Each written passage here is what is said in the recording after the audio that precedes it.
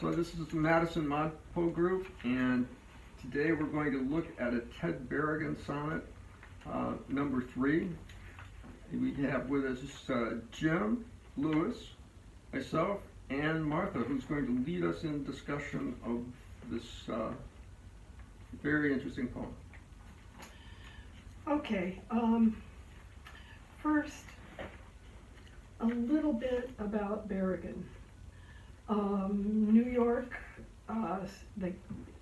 typically in the categories, the second generation New York school.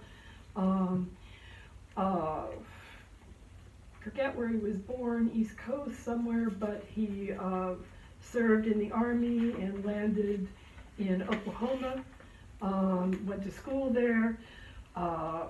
There were other poets there that he met, including Ron Paget, who's part of that group also, who was younger at that point, but publishing even in high school. A journal, I don't know, a journal, I'll call it.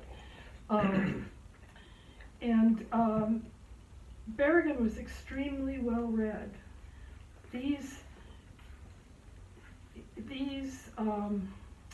sonnets were an extended experiment with the nature of the sonnet. And there are themes that he was concerned with that might help us understand the way he structured his poems. He was concerned with time. And if you look at Shakespeare's sonnets, Shakespeare is very concerned with time. But the typical structure of the sonnet, which we didn't actually say in the last discussion, is that you have these moments where you tie up lines. So they come to your point down near the end.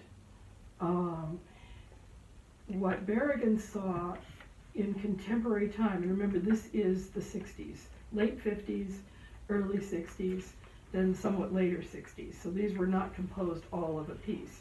This is a whole book of sonnets. Okay, so again, later it had different forms. There were things that he numbered that he took out because he thought they were inferior. But he was concerned with a couple things. And so the time was a question of simultaneity. What if you took a regular sonnet with time and it's structured and tied things up at the end? But what if you scrambled it? And actually the point might be somewhere in the midst of things because you were writing at a time when things were in the midst of. And the other thing he said in something to in a talk at the, I think it was the 92nd Street Y in New York, was that he thought he usually composed phrasally. So if it were the Frost poem, it would be the design of the spider, the first phrase. And I know Robert Haas also talks about composing that way. You start with a phrase and build. But he started to think, well, what if the line itself were the unit? So he was trying to write in lines. And then he started to think of the structure of the poem to be the line, the full line. And then if you moved the lines around, you would move them around by the line. Okay? And the other thing was, he was also writing for pleasure. There's a great deal of play. And so he's taking other poems, he probably would call them centos now, deliberately, but he's also taking other poets that he expects poets to hear and begin to understand, or not, or just to enjoy. So here is the sonnet we're looking at is an homage. It's an homage to Arthur Rimbaud and to the Bateau Ivre. And here's what is said by his own words. Sonnets 1 through 5, and this is the quote, made 5 poems tonight by taking one line from each of a group of poems at random. So he was using chance, principles of chance, which is also, could be dice. He never clarifies, even to Alice Notley, his second wife, exactly what the procedure was, but part of it was Paget's design. They were very close friends. I'm sorry, Paget's design. Ron Paget and Joe Brainerd, the painter, had worked out, were playing with what kind of chants could you use. So, and in the era, a lot of poets that were composing also were using the I Ching. They were using various means of throwing the I Ching and then pulling things. So the use of chants, and part of the theory was it's chants, but it isn't chants. So it's another way of saying there's a design here. My chance is different from your chance. So if I roll a dice, it'll come up a different way than when you roll a dice, particularly if you're rolling a dice on words. So part of the rolling of, let's say, a dice, and I don't know that it was a dice, would be to say, which line do you take out of this other poet? So, you know, if you roll a 10, you take the 10th line, or you take whatever. So, so he said he did 5 sonnets tonight, and this was just to see what would happen, right? By taking one line from each of a group of poems at random, going from the first to the last poem, then back again, until he had 12 lines, then making the final couplet from any 2 poems in the group, 1 line at random from each. Wrote by ear and automatically, very interesting results. That's his take. Wow, where did you, what was the source for that? That's great. The source for that, there are 2 sources. It's in the Alice Notley introduction, and it's also in the introduction and in the notes in his, not selected, the complete Ted Berrigan. Great big, fantastic. You know.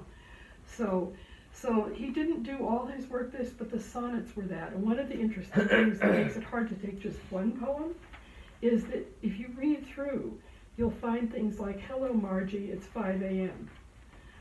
That's part of the temporal element. And he's often writing to and referencing friends and people in his immediate environment, which you don't see necessarily in this particular sonnet.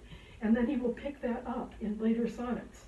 So there are sonnets that reflect each other. So the use of repetition is also to kind of create this echo that says, this is the age I lived in. This is the times. These are the people. And it's helpful to know, but you don't have to know. You can see characters emerge and disappear. And it gets to be pretty interesting when you read through the whole set. You can start to see the reflections. But also, in both the introduction, Alice Notley's, and also in, who by the way is an extraordinary poet herself, and in the introduction to the complete Ted Berrigan, in the notes, people help you and say this sonnet, check out this other sonnet. So, so sonnet number 3 right here says Le Bateau Ivre. So I pulled out Le Bateau Ivre, and I think that what I found online, I couldn't find my book when I was in a hurry last night, so I'm not sure that it's such a wonderful translation, but there it is. And you could see it freely used, not necessarily word by word, but Was that the Rimbaud poem? That's the Rimbaud poem. Okay. Terrific. Is it very long? Well, there it is. Okay. You know, grab it, take a look at it. I have another copy. Translates as the Drunken Boat. Yes. And actually, the interesting thing about Bateau Ivre is that the character is the boat. And the boat sinks. And the boat is going down, and the boat is talking about itself and its history and what it sees. So when you look at this poem, that Ted's poem, you can start to see that the I is a very different I. And that's also true with Berrigan. He thinks in terms of the I of the self, but also the sort of rhetorical I. The I can be different characters. And in this case, partially, it's the boat, too. So, this poem, should we read the poem? Yes, and we're going to read the poem, and then I'm going to go back and show you the lines where things came from in the Bateau Ivre. So I've located all but 3 lines to have a source in the Bateau Ivre. Stronger than alcohol, more great than song, deep in whose reeds great elephants decay. I an island sail and my shoes toss on a fragrant evening, fraught with sadness, bristling hate. It's true I weep too much. Dawns break, slow kisses on the islands of the sea, what other men sometimes have thought they've seen. And since then I've been bathing in the poem, lifting her shadowy flowers up for me, and hurled by hurricanes to a birdless place. The waving flags, nor pass by prison ships. Oh, let me burst and I be lost at sea, and fall on my knees then, womanly. So, in and of itself, there are sounds that echo. A lot of these poems are not only semantic, they're playing on phrasals and songs and lyric at the same time. And there's also contrast, so fraught with sadness, bristling hate. So he works on each line kind of disturbing the line before it. So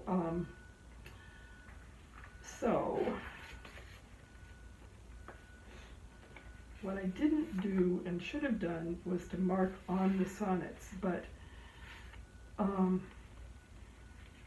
me see, stronger than alcohol.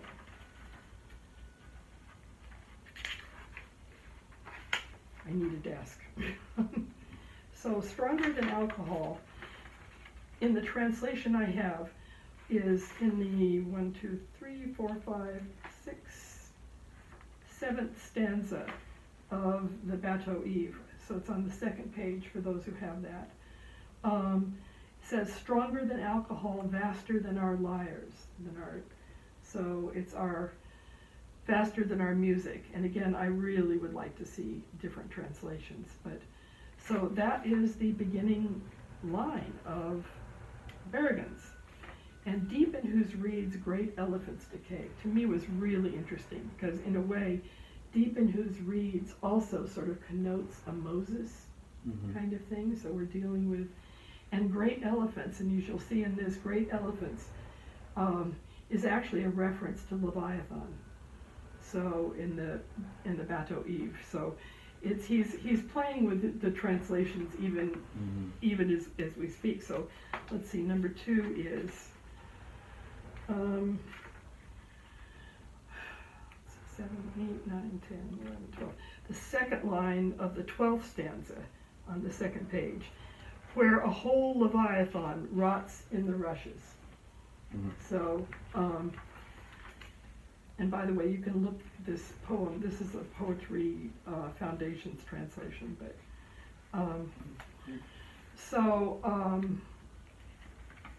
I don't know if you want me to go through line by line in this, but I have located. What I haven't yet located is I an island sail and my shoes toss on a fragrant evening, fraught with sadness, bristling hate. I haven't found that yet, and that may be his. I suspect it's from somewhere else, and that's why I wanted to see other translations. And I think shoes, probably, that could be a sonnet. You know, sometimes there's a game that you can play, or a writing thing, is to take a poem from a language that you know, but you don't know it very well. You know the sounds, and use the sounds for the form to write a poem in English, which can get a lot of fun and interesting, and then you can go back and edit it to make more sense or not. So it was the fragrant evening fraught with sadness? Yeah, the 3 lines, I and island. So the 3 lines that end with bristling hate and begin with I and island. Because what I did was just look to see if these phrases were repeated, or these lines were repeated elsewhere in the whole book of sonnets. Yeah, and I think there is a reference to and that. There is. And would you like to have? I could just pass this out. But so I found. Yeah, just. I found the various. You guys. For Jim as well. Thank you. C3 yes. old non-stretch. Oh, I'm really glad you did this, because this was one of the things that I wanted to show. Well, good. You know, I didn't yeah. want to, but No, it's great. it's and I read Alice Notley's introduction, and Right. he did say that these lines appeared in different places, and there may be more here, but this was just a first cut. So first of all, it says something about how he put these together. He actually, it sounded like, had phrases and he would just pull them out and pluck them in. But I can't be sure of that. Or by some chance method. Exactly. So what's And my guess is he didn't use the chance for everything. But I think one of the things, if you don't mind if I... Oh, please. One of the things that's interesting is so much of meaning in here is in context. So we still do think orderly. And so what happens to a line if you put it, this is your line, this is your beginning, then you move through? Or if the line is somewhere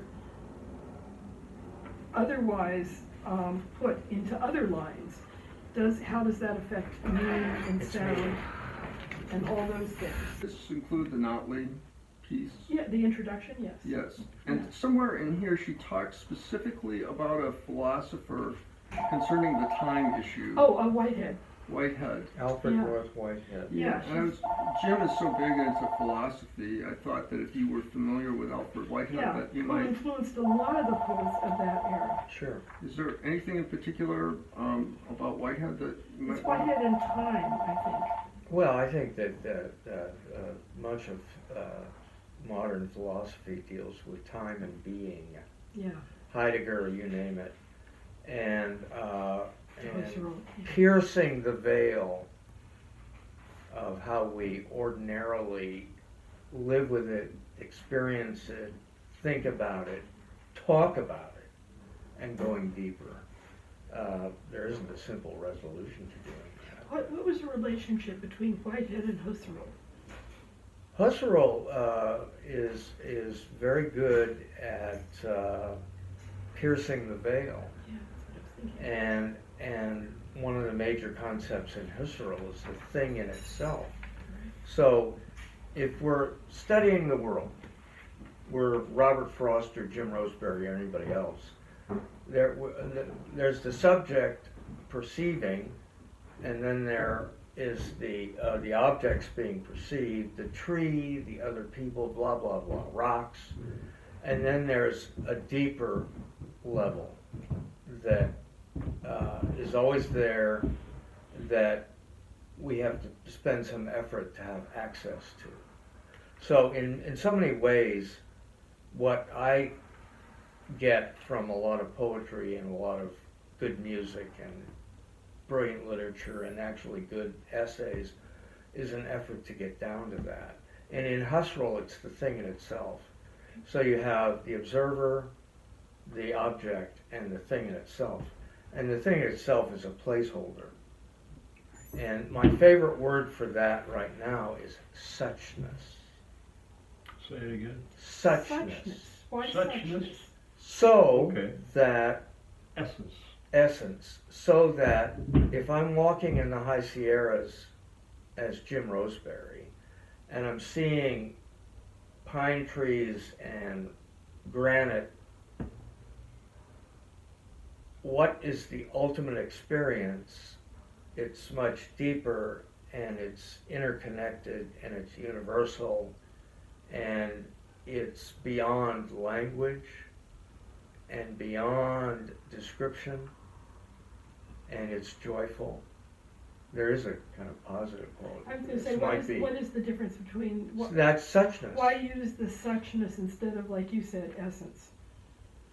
Oh, well, there are lots of ways. You're I mean, tossing words out. are they the same? or are they And no, different? but the thing is, language is inadequate in the first place. We're back to Wittgenstein, final Yeah, well, that's what I was sentence thinking, yeah. of Tractatus. Language is using the word suchness or thing in itself is a placeholder. That's how I started with. And so it's saying, oh, you're trying to use words to explain this? Give up. And then Husserl was working on a method to do that, and then I think Alfred Schutz also. Well, Marx Right. was doing it with economic analysis of capitalism. Well, yes, in a way he was. He was indeed. He was looking for Um, what is the driving essence of it all, and can you even describe it? But I What think does he it had mean? a narrower focus, as in He certainly did. economics. you know. But that Yeah. doesn't mean it's Economics, it's it was not. big, but it It's a wasn't. similar yeah. project. Yeah, That's all I'm saying. yeah, to get at what the thing that is that we are so enmeshed in. We're the fish in the water, to try to describe the water. And I think there's a certain kind of faith that suchness or that essence or something has tremendous beauty, and it's worthwhile to try to touch it. I think Well, it partly- brings to me, what I've been doing is thinking about small particle physics. I know how that relates. I was thinking of quantum physics Yeah, a minute and ago. so that's the essence of small particle physics right now. Does something exist, or do you have to measure it first Yes. before it exists? Exactly. And if you measure it, is that really what you're You're measuring? distorting So Or are you it. When you measuring- measure it, you're distorting it. Yeah, And you're one- measuring your own one, perceptions. And when you give it a word, you're conclusion to distorting that it. is, one conclusion is that we don't have the tools to measure what indeed is real. There's something real there, Yes. but our mathematics No. can't do it, and we can't make a machine yet that will demonstrate it for us, but it's there. And then there's another school which says it isn't there at all. That's right. It's only whatever you measure is real, but if you can't measure it, it's not real. It's not real. Well, And what's, it's not real after you measure. It's But just what's- real while you measure. Well, there's where but time what's comes stunning in. about this is, That's where is, time And comes that's in. where you time know, comes in. when right. I can remember my son when he was extremely precocious with math, and probably still is. But when he was interviewing at Chicago, because they wanted him there, he was interviewing with a mathematician that was one of the two brothers that were really brilliant. And he came out laughing. He says he thinks it's really real. It's Okay, that was the 18-year-old. Mhm. A few years later, he changed his mind. Of course he Who are did. we talking You know, about now? I'm sorry. My son who's a mathematician. Oh, okay, okay. But Mhm. what's interesting to me is that so many things that we have measured, so many mathematical things, historically, have turned out maybe 200 years later to be, oh yes. And then just last August, gravitational wave hit the Earth, and for the first time, they measured Einstein's relativity, and it's real. Mhm. So maybe we do perceive. So that's one of the really interesting. I think yeah. the essence of Yeah. Husserl, the essence of Whitehead, the essence of all these discussions of quantum physics is there's an element that's paradoxical. It's both measurable and not measurable. It's both, we can use language, we need to use language to talk about it, Yeah, but language is language so- destroys it. You see what I mean? No, it destroys it, and yes, it does. That's It's what I like, mean. But it's all those things that If simultaneously. you have an epiphany, how do you describe that epiphany? Well, That's you right. know, you've changed it when Mhm. you've described it. And then you measure it at a moment in time, but it's moving. And language is even stranger, because language has even more levels of connotation. That's So, right. like when we're talking about appalled, I am appalled. Oh, you're dead? You know, really? So you could be referencing that. It's an invitation for query. You know, Yeah. a lot of life is very superficial. Yes. Oh, I accept this word explains the whole thing. Let me go to politics. I want small government, and I'll vote for you. End of discussion. Because you said. Then you ask, what do you mean by By small small. enough? And how would you get there? And then that's not going to be good enough either. It's an ongoing struggle. And then why do it's you even want? worse. And why do you Drain- want small government if you're worried about the benefits of humankind? It's worse than this. Yes. Drain the swamp. There you go. What That's do you mean another by example drain of it. the swamp? Yes. What is draining? What is the swamp? Oh, wait a minute. Historically, Yes. we drained swamp. That wasn't necessarily a Yes. good thing. That's Besides, and what do you mean by swamp? The wonderful thing and the horrible thing is that there's absolutely no precision to No, that. there isn't. You know, and And- it has and- nothing to do. It's like this dead metaphor. That's Yeah. so. But that's what we live with: dead metaphor. Yeah. And All over and the this place. is an invitation Which to is like, think about yes, it exactly. brilliantly. But Yeah, I like I this. don't really like this. I don't really like this poem. Oh, why not? Well, I read it, and first of all, I like poems that combine both an emotional feel to them and an intellectual side to them. Okay. And this just leaves me cold. Well, it wasn't the one that I would have picked. It was Let me the put- one. that- There was a that Al certain. picked. Yes. And maybe he picked it because we were supposed to puzzle out the relationship with Bateau Ivre, which I do like. I think it's quite beautiful, and I think the translation I set out there is not the most beautiful.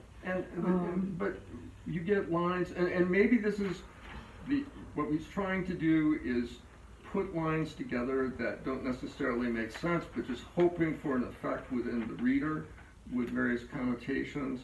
Stronger than alcohol, more great than song, deep in whose reeds great elephants decay. And as the reader, I'm going, huh? But You know, and they're I an beautiful. island. Well, islands don't sail. But- My but- shores toss. So I'm playing this But- out as but- devil's advocate, but no, also no, it's when I okay, want to because you're trying to put meaning on it immediately, which is also what happened to me too, going through it. But if you think of it more, think of what is the beauty of each line independently. Stronger than alcohol, more great than song. I don't know quite what that means, but there is something compelling about it to me. If you think of song even as songs, for example. Deep in whose reeds great elephants decay. Wow, deep in the reeds, great elephants, great leviathans, great, And then I an island sail. I think that's quite lovely. It makes no semantic sense unless you see the self, let's say, as an island. You know, a little echo of John Donne in there. I think there are echoes throughout this poem.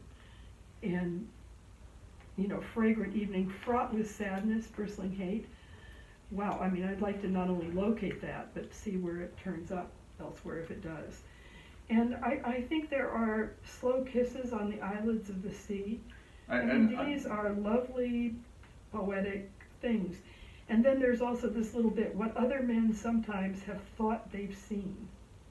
That may be, in some ways, the punchline of the poem, stuck right there.